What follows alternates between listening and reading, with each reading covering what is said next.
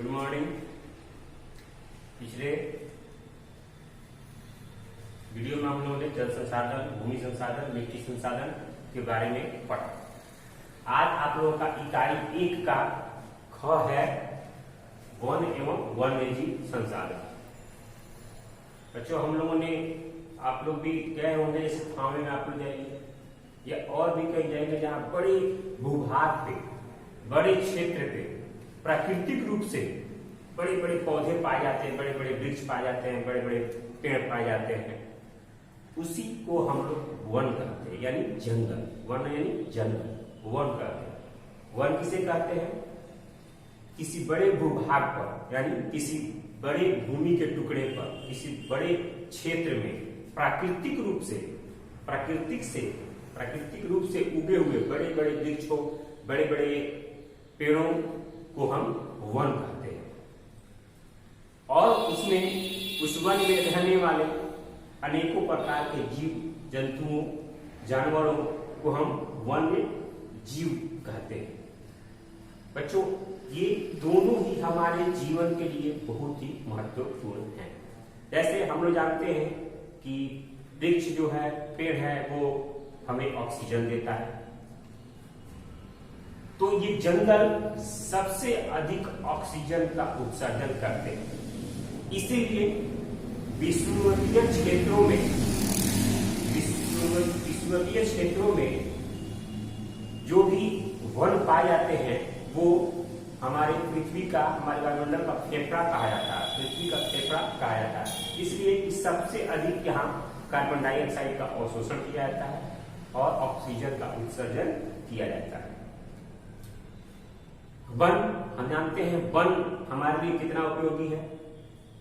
शुरू से हमने देखा कि हमारा जो मनुष्य का जो आदि मानव था वो जंगलों में रहा करता था, वो जंगलों में रहता था।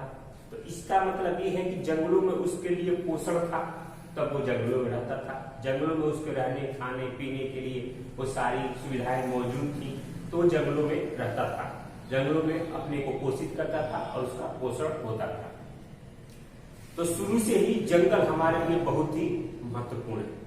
शुरू से ही जंगल हमारे लिए बहुत महत्वपूर्ण है। उसके जंगलों के जीव जंतु जो हमारे पर्यावरण संतुलन के लिए बहुत ही महत्वपूर्ण है। जंगलों में, उसके अलावा जंगलों में अनेकों प्रकार की औषधियां मिलती हैं, जिसमें हम जानते हैं कि हिमालयन यव एक पौधा है। हिमालयन यव एक पौधा है जो हिमाचल प्रदेश के जंगलों में पाया जाता है। इसके रसायन से, इसके केमिकल से कैंसर नामक दवा बनती, कैंसर नामक घातक बीमारी की दवा बनाई जाती है। इससे टेक्सोल कहते हैं। टेक्सोल नामक रसायन आता है। हिमालयन वन नामक एक पौधा है जो टेक्सोल नामक रसायन से कैंसर नामक घातक बीमारी की दवा बनाई जाती है। इससे हम लोग समझ सकते हैं कि जंगल हमारे लिए कितना महत्वपूर्ण है। उसके बाद जंगलों में अनेकों प्रकार की लकड़ियां पाई जाती हैं, अनेकों प्रकार की औषधियां पाई जाती हैं जो मनुष्य के लिए बहुत ही उपयोगी हैं। अनेकों प्रकार की लकड़ियां, जैसे चंदन की लकड़ियां, बड़े बड़े महोगनी की लकड़ियां, ऐसी ऐसी लकड़ियां पाई जाती हैं जो हमारे जीवन के लिए बहुत ही महत्वपूर्ण है। वनों का बहुत ही महत्वपूर्ण, प्रकृति द्वारा एक देन है मनुष्य को। वन जो हमारे पारिस्थितिक संतुलन को बनाए रखते हैं, हमारे पर्यावरण संतुलन को बनाए रखते हैं। हमारे जीवन दायी वृक्ष भी वहां पे मौजूद है, पेड़ पौधे भी मौजूद है। उसके बाद हमारे पर्यावरण को संतुलन करने के लिए जो जीव जंतु हैं वो भी जंगलों में वास करते हैं। धीरे धीरे जंगलों की कटाई से उस जानवरों विलुप्त होते जा रहे हैं, इसलिए जंगल। बच्चों, भारत में या किसी भी देश में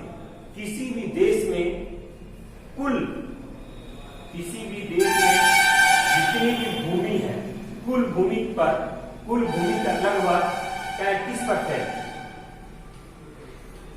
कुल भूमि का लगभग 33% भूभाग पर जंगलों का होना आवश्यक है।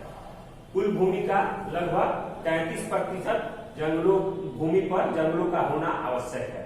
लेकिन हमारे भारत में मात्र 20% भूमि पर ही जंगलों का फैलाव है।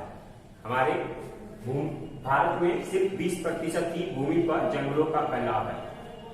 उसमें भी अधिकांश का जो जंगल है वो मध्य प्रदेश और छत्तीसगढ़ में पाए जाते हैं। सबसे अधिक वनों का विस्तार छत्तीसगढ़ और मध्य प्रदेश राज्यों में पाया जाता है पूरे भारत में। उसके बाद वृक्षों का जो घनत्व है वो सबसे अधिक हमारे मिजोरम में पाया जाता है, लेकिन सबसे अधिक वन हमको कहाँ मिलते हैं? मध्य प्रदेश और छत्तीसगढ़ में पाए जाते हैं। इसमें भी वनों के कई प्रकार होते हैं। एक सदाबहार वन होते हैं। सदाबहार आपको नाम से ही समझ में आ रहा है, सदाबहार में ऐसे अनेकों प्रकार के वृक्ष होते हैं जिनका कभी भी पूरे वृक्षों का पत्ता एक साथ नहीं गिरता है। अलग अलग पत्ते गिरते हैं। कुछ पेड़ों के पत्ते इस सीजन में गिरेंगे, कुछ पेड़ों के पत्ते उस सीजन में गिरेंगे, तब तक इस पेड़ के पत्ते उगाते हैं। इसलिए उन्हें सदाबहार वन करते हैं। हम एक साथ सारे पेड़ों के पत्ते वहां नहीं गिरते हैं। उसमें महोगनी, बड़े बड़े लंबे लंबे पेड़, महोगनी की लकड़ी पाए जाते हैं, बरगद के पेड़ पाए जाते हैं, और भी बहुत लंबे जिनकी लंबाई लगभग 60 मीटर तक होती है, 60 मीटर तक लंबाई होती है। बहुत लंबे वृक्ष पाए जाते हैं, उन्हें हम सदाबहार वन कहते हैं। उसके बाद अपने यहाँ पतझड़ वन भी होते हैं। पतझड़ वन नाम से ही समझ में आ रहा है, पतझड़ वन यानी वैसे वन जिसके पत्ते इस सीजन में सारे पत्ते गिर जाते हैं, फिर बाद में नए पत्ते उगाते हैं, तो उससे हम पतझड़ वन कहते हैं। इस तरह अनेकों प्रकार के पतझड़ वन और सदाबहार वन और भी बहुत सारे वन पाए जाते हैं अलग अलग क्षेत्रों में। भारत के अलग अलग वनों को अलग अलग क्षेत्रों में बांट दिया गया है। कहीं उष्णकटिबंधीय पतझड़ वन, कहीं कटिबंधीय पतझड़ वन, कहीं उष्ण पतझड़ वन, ऐसे क्षेत्रों में बांट दिया गया है, जिसमें अपने सारे पत्ते उष्णकटिबंधीय जो पतझड़ वन होते हैं उस सारे पत्ते अपने पेड़ गिरा देते हैं पूरे जंगलों के। फिर से कुछ दिनों बाद उसमें नए पत्ते उगाते हैं। जंगलों में, वनों में वन्य जीव रहते हैं। आप लोगों ने देखा होगा, चिड़ियाघर गए होंगे, अनेकों प्रकार के उसमें जीव रहते हैं, अनेकों प्रकार के उसमें जंतु, पशु, पक्षी रहते हैं। वो उस जंगल में, उस वन में पोषित होते हैं। उनके लिए वहां पर आवास, भोजन की सुविधा ये सब बनी रहती है, इसलिए वो जंगलों में अपने आप को निवास करते हैं। वहां का वातावरण शुद्ध मिलता है। इसलिए वन और वन्य जीव हमारे लिए बहुत ही उपयोगी है, बहुत ही महत्वपूर्ण है। वनों की उपयोगिता, अगला है वनों की उपयोगिता। वनों की क्या उपयोगिता है हमारे जीवन में? बच्चों, अगर उपयोगिता नहीं रहती तो प्रकृति ने हमको वन नहीं दिया था। हम पहले भी बता चुके हैं, हमारा जो आदि मानव थे, जो हमारे पूर्वज थे, जिससे मनुष्य का विकास हुआ, वो आदि मानव जंगलों में पाए जाते थे, वनों में पाए जाते थे। क्यों पाए जाते थे? क्योंकि वहां पर वनों में मनुष्य के जीवन के लिए वो सारी सुविधाएं, वो सारे जरूरी चीज जो चाहिए वो जंगलों में मौजूद है। आज भी वहां पर जानवरों को मार कर खाते थे लोग, भोजन मौजूद था, रहने के लिए मौजूद था, लकड़ियां मौजूद थी, शुद्ध वायु मौजूद था, तरह तरह की औषधियां मौजूद थी। आज भी वनों का हमारे जीवन में बहुत ही महत्वपूर्ण है। वनों से हमें अनेकों प्रकार की औषधियां, हम बताए उसमें कैंसर नामक घातक बीमारी का दवा भी वनों से पाया जाता है। उसके बाद अनेकों प्रकार की महंगी महंगी लकड़ियां, औषधीय पौधे, तरह तरह के जानवर जो पारिस्थितिक तंत्र को संतुलित रखने के लिए हैं, वो सारे हमारे जंगल में पाए जाते हैं। जंगल जो सबसे अत्यधिक मात्रा में कार्बन डाइऑक्साइड को अवशोषित करते हैं और ऑक्सीजन को छोड़ते हैं, ऑक्सीजन को निर्गत करते हैं, जो ऑक्सीजन हमारे लिए या पर्यावरण में संतुलन के लिए बहुत ही महत्वपूर्ण है। तो ये हमारे लिए वनों का उपयोगी होना बहुत ही जरूरी है। वनों की उपयोगिता हमारे लिए बहुत महत्वपूर्ण है और वनों का हमारे जीवन में बहुत ही महत्वपूर्ण भाग है।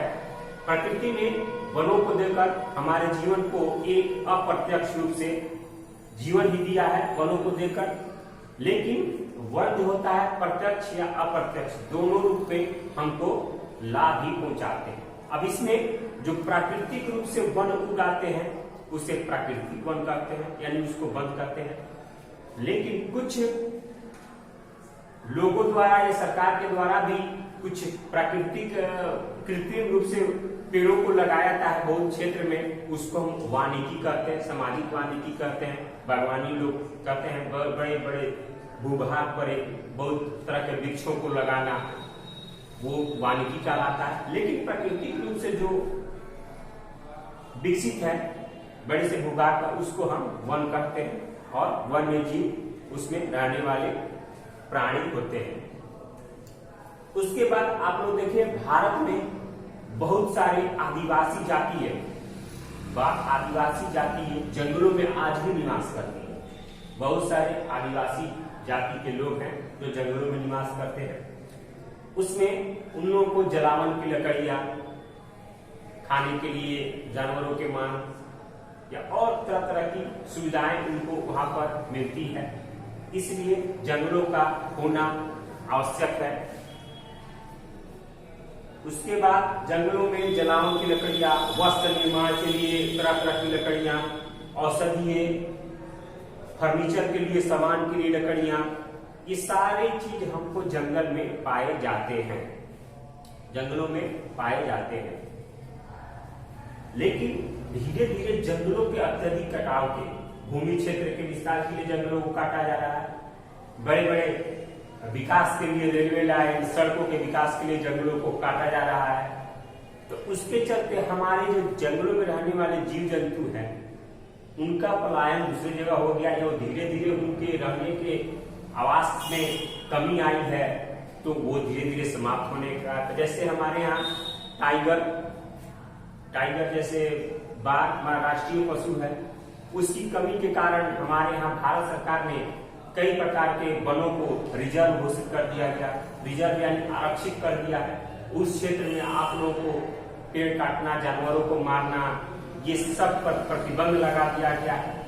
तो ये हमारे भारत के कई ऐसे क्षेत्रों में भारत सरकार ने वनों को आरक्षण कर दिया है, आरक्षित कर दिया है, रिजर्व घोषित कर दिया है।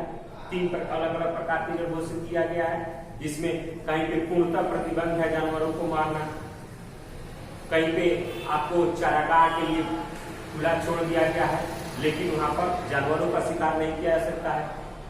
इस तरह के कई प्रकार के वनों को बनाया गया। वनों को बचाने के लिए अंतर्राष्ट्रीय स्तर पर पर्यावरण संतुलन के लिए पर्यावरण दिवस मनाया जाता है। उसमें अंतर्राष्ट्रीय स्तर पर कई काम किए जाते हैं। अंतर्राष्ट्रीय सर्वे करके उस क्षेत्र को आरक्षित किया जाता है। उस क्षेत्र के मान लीजिए कि क्षेत्र में हमारे बाघ है और बाघ को विलुप्त हो रहे हैं, उसको बाघ को बचाने के लिए उस क्षेत्र को टाइगर रिजर्व घोषित किया जाता है। हमारे बिहार में वाल्मीकि नगर है, वो टाइगर रिजर्व, वहाँ बाघ पाए जाते हैं, उसको टाइगर रिजर्व घोषित कर दिया गया है। वहां पर किसी भी प्रकार की आवाजाही, किसी भी प्रकार के पेड़ों की कटाई या जानवरों को मारना प्रतिबंधित है। वहां पर ये सब प्रतिबंधित है, नहीं किया जा सकता है। अब इसमें एक शब्द है रेड डाटा पुस्तक। रेड डाटा पुस्तक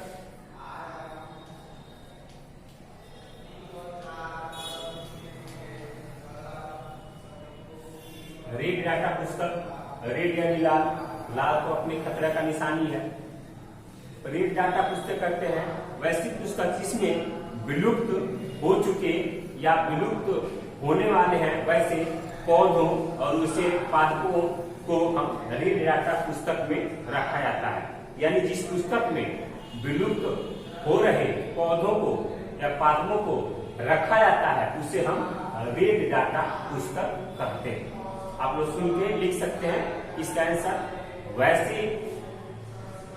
वैसे विलुप्त हो रहे, ऐसे लिखिए, विलुप्त हो रहे पादपों को या विलुप्त हो चुके पौधों को जिस पुस्तक में डाटा रखा जाता है उसे हम रेड डाटा पुस्तक कहते हैं। यानी रेड डाटा पुस्तक में ऐसी पुस्तक जिसमें विलुप्त हो रहे पादपों या पौधों के बारे में जानकारी रखा जाता है उसे हम रेड डाटा पुस्तक कहते हैं।